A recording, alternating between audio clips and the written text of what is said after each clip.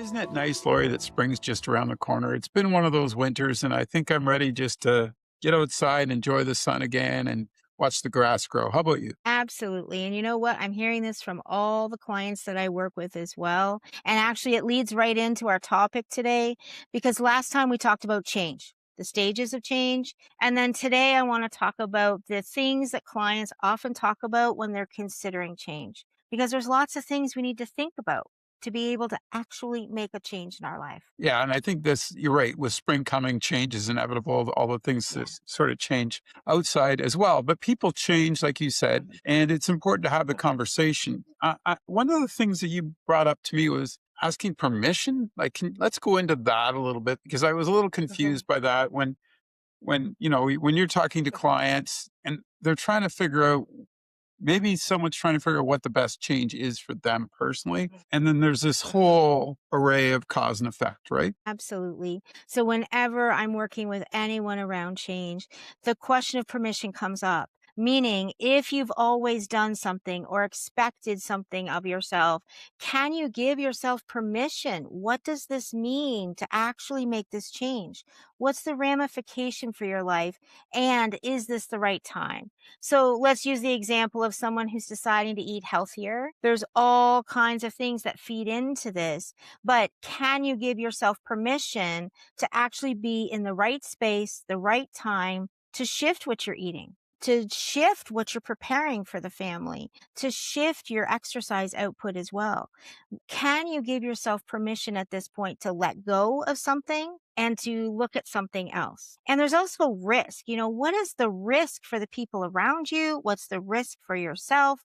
So, permission is really wrapped up in permission to let go, permission to take a risk, and permission to try something different. Do a lot of people have trouble with the permission part because do they just sort of get stuck? Like I've seen people that just get stuck and they repeat the same thing they're doing over and over and over again, and they can't seem to allow themselves the ability to change. hmm Absolutely. If this is what other people expect of you, one of the biggest things, we're going to keep talking just about eating differently, because one of the things a client said to me this week is, okay, I can eat better. I can eat better.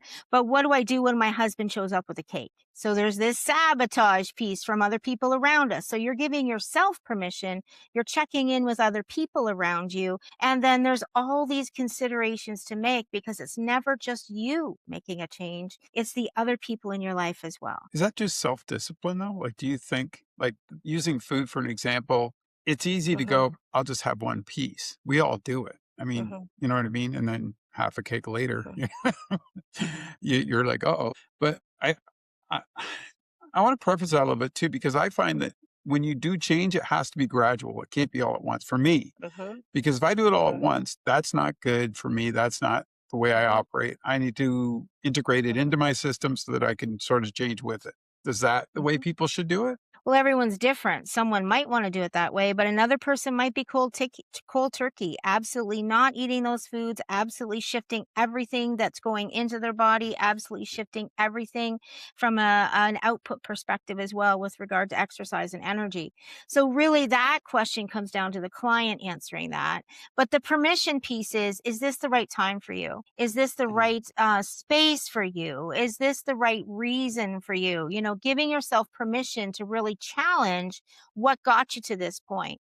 And when you're talking about other people, I mean, sometimes we do things because our family of origin set us up to Ah, believe this was the thing to do. Now, that right. was all of last year. I think that was all of 2025. We talked about family of origin. So sometimes it is also this permission to break away from what people expected of you, what people know of you, and what people are assuming about you and about your decisions. So this is your permission to actually make this change and do it for the right reason for yourself. So suppose I make a change, then I find out after the change, this isn't what I should be doing, or this isn't what I want. Mhm, Is mhm, that, you know, I mean, I think you have to go through that in life. I think you have to try different things, right? mhm, Little mhm, bit of different outlooks and, you know, and mhm. goals. Is that Mhm. How do you talk me through that? How do people deal with that? They make a change and then they go, "Oh, dang, I shouldn't have did that." Yeah. Well, and that's again permission, though. It's permission to be gentle with yourself. I mean, we've done a podcast before about self compassion, and really, that's just the ability to infiltrate self compassion in these decisions. That it's okay. It might not be the right choice, and flexibility, and just the ability to be imperfect and to decide as you go. We should always be evaluating, and in fact, that's part of the action stage of change and the maintenance stage of change. Is this the best thing for me? And what does this look like? So it actually links back to that as well. But there's a whole nother concept that I talk to clients about often. It's called life tasting.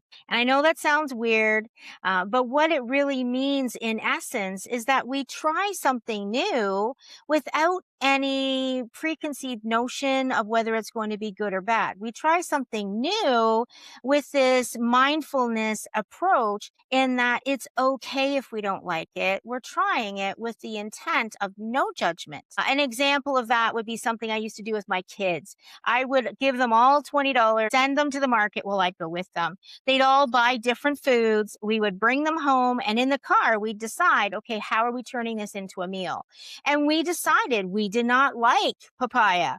We decided we did like cured pork. That's how, with my kids particularly, we did a lot of life tasting. You go into something without a judgment. If you like it, do more of it. If you don't like it, then it doesn't become something of who you are becoming. This can be around a physical activity. This could be around clothing. This could be around anything. You try something with the intent of non judgment and just seeing if it's something you want to add to your life or not. That's interesting. I like that. I still have one other question though back on the permission. Yeah. Oh, okay. I see people that will say they're changing, like, "Oh, I'm going to do this, this, and this." What do you think? Is that okay? Do you think I should do that? What is that? Like they can't make up their own mind, or are they asking someone else to give them permission? Well, that could even come from a place of validation. They just want people to know or appreciate or suggest or give feedback. And when someone's doing that, I mean, you can answer that question any way you want to, but in all reality, you could pose it back. I mean, what do you think? What have you thought about that? How has this come? Have you researched this? What's the important shift for you? And what will this mean for you? I mean, those are the questions I ask. But if it's a friend or family member, pose it back in a sense of curiosity. Find Yeah. out, why are they thinking this? Why do they want to do this? So a place of curiosity is the safest place to be when someone indicates they want to make a change. I wondered if it was insecurity, but I do agree Mm, it can be curiosity too on the other side of that. Anyway, mhm, I won't dwell on that, but I mhm, mean that I just thought that's because you do see people that they want to make that step so badly and they're asking you and you're like, I can't make that decision for you. That's your call. You do those, you right. make that. I'll support you either way, but I can't Mhm, make that for you. Life tasting, that's pretty interesting. I like the way you sort of frame that because I think sometimes we're afraid to try things. We're so desperately afraid that we're afraid to dip our toe in that water, right? mhm, So here's something where they can take that, if you look at it in that yeah. lens, it opens up that door because you're looking at it as just something, okay, this is something I've wanted to try. What's the first step in trying it? Or how do I see if I actually like this? I like that concept. Hmm. And when any of the folks in our life face change, there's going to be some internal conflict and emotions that come up, some fear, some self doubt, uncertainty. There's so much built around change that what you're offering as friends and family, we can be supportive and encouraging. And if it's a change where someone is in a therapeutic path, then we look at all of those concepts and help a client work through all of those kinds of conflicts around change. In life in general, though, you're in constant change. You know what I mean? Like, I don't think it's not like it was 50, 40 years ago where everything was kind of, Mhm, horizontal that way. But I mean, mhm, so do you think that's just part of society today too, with that constant change? And like you said, I do like the mhm, life tasting because I think that's important. But people now are so hardwired that change is constant. mhm. They can't seem to relax enough to enjoy the moment they're in. I'm going off topic, by the way. It's okay. That's that mindfulness piece. So mindfulness did come up, which is just this self-regulation piece of being in the moment and being aware and sensing how you're feeling and responding to something, but also slowing it down. So absolutely, mindfulness can be part of change and probably should be. There's lots of things that folks can involve when they're thinking about making a shift in their life, no matter what it is. I use some food examples because that's a popular one that I stumble on all the time, but this might be careers, this might be relationships, this might be major decisions. These might be health ramifications around a health condition. We're all faced with change. You're right, every day. Some people maneuver this very, very well. Other people can't maneuver change very well. And that's when they should be reaching out to talk to someone who can just facilitate those It's conversations. interesting too, because I think that you brought up a great point there. I think it depends on the ramifications of the Yeah. situation you're in for that change. And, there's Hmm. change that, I mean, I know folks that struggle with just everyday change. Like they need Hmm. consistency over and over and over again, which is great, Hmm. but they have to have it Hmm. that way every time. And I think that sometimes Hmm. you worry because it is a constant Hmm. change and you have to sort of stick handle through it now. There, just get that plug in Hmm. so that you understand where you are in that moment. But it's daunting. It's daunting at any age for Mhm, sure. So I think that's another yeah, reason, right? To talk to someone like yourself and just if you're stuck in those moments and you want to mhm, change, but you don't know how, that's something you can help with, mhm. right? Absolutely, and anybody in any counseling or therapeutic role could help with that. This is something that we talk about all the time, every day, because change that clients are facing can be around multiple things in their lives. So it's something that we definitely can talk about. Absolutely. And if not myself, then a different therapist or different counselor. Let's give yourself a plug. Who are you? What do you do? Come on. Don't be shy. Mhm. Lori Broughton, Purposefully Unplugged, and it's always best to just reach out to me by phone. I am a therapist. I predominantly do a lot of trauma work, but I am trained to do all work. I work with couples and with kids as well. And it's always easiest to reach out via phone, 226-934-7425. I have a regular office in Brantford if someone wants a regular office environment, but I also work off grid. So there is a location that is outside, and I am looking forward to being outside very soon. Right now, we're in the cabin with some propane heat, but definitely that outdoor environment. Clients tell me that as they arrive, they can just breathe and calm and do the work that they want to do in that naturalized environment. So I got to ask, when you started all this, did you give yourself permission to change to do this outdoors? Hmm. Oh, absolutely. It was part of my whole plan. I mean, I did my normal training, my normal practicum work in normal office environments, but right from the beginning, I knew that I wanted to be outside. And I know it's fairly irregular. There's only a few of us in Norfolk doing this. So, although it's fairly irregular, that is why lots of folks find me and start working with me. And the other very irregular piece is that you will notice that Hope, which is a cow, is part of my practice, and you are welcome to feed her and interact with her. And many clients just appreciate that she is always watching. She knows when you arrive. She always kind of invites you and then watches as you leave.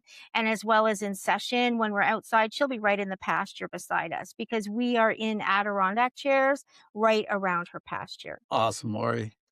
I'm glad that we caught up. I'm glad we did this March show Yeah. 2026 to let people know that you can get outside soon with Lori and let her help you folks. It's important.